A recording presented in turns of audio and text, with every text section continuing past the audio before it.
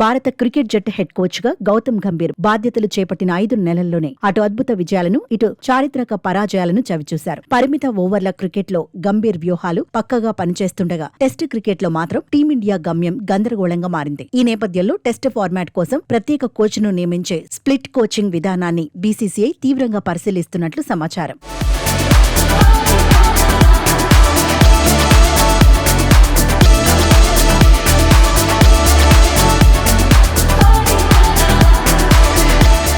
గంభీర్ పర్యవేక్షణలో టీమిండియా పరిమిత ఓవర్ల ఫార్మాట్ లో తిరుగులేని శక్తిగా ఎదిగింది. రోహిత్ శర్మ సారథ్యంలో భారత్ ఐసీసీ ఛాంపియన్స్ ట్రోఫీని గెలుచుకుని గంభీర్ కోచింగ్ సామర్థ్యాన్ని ప్రపంచానికి చాటింది. గంభీర్ హయాంలోనే భారత్ టీ20 ఆసియా కప్ ను కైవసం చేసుకుంది. సూర్యకుమార్ యాదవ్ కెప్టెన్సీలో టీ20 జట్టు పటిష్టంగా మారింది. సంజు శాంసన్, తిలక్ వర్మ వంటి యువ ఆటగాళ్లకు వరుస అవకాశాలిస్తూ గంభీర్ భవిష్యత్తు జట్టును సిద్ధం చేస్తున్నారు. అయితే వైట్ బాల్ లో ఎంత జోరు కనబరుస్తున్నా టెస్టుల విషయానికి వస్తే పరిస్థితి ఆందోళనకరంగా ఉంది. కేవలం ఏడాది కాలంలోనే స్వదేశంలో 2 ఘోర పరాజయాలు గంభీర్ ను డిఫెన్స్ లో పడేశాయి. భారత గడ్డపై న్యూజిలాండ్ చేతిలో క్లీన్ స్వీప్, వైట్ వాష్ అవ్వడం గంభీర్ వ్యూహాలపై విమర్శలకు దారితీసింది. అలాగే ఇటీవలి స్వదేశంలో దక్షిణాఫ్రికాతో జరిగిన 2 టెస్టుల సిరీస్ లోనూ భారత్ ఘోరంగా ఓడిపోయింది. ముఖ్యంగా గౌహతి టెస్ట్ లో పరుగుల పరంగా భారత్ అతిపెద్ద ఓటమిని నమోదు చేయడం గమనార్హం. మరోవైపు సీనియర్ ఆటగాడు శుభ్మన్ గిల్ ను టీ20 ప్రపంచ కప్ జట్టు నుంచి తప్పించడం వంటి నిర్ణయాలు డ్రెస్సింగ్ రూమ్ లో అభద్రతా భావాన్ని కలిగించాయని నివేదికలు చెబుతున్నాయి.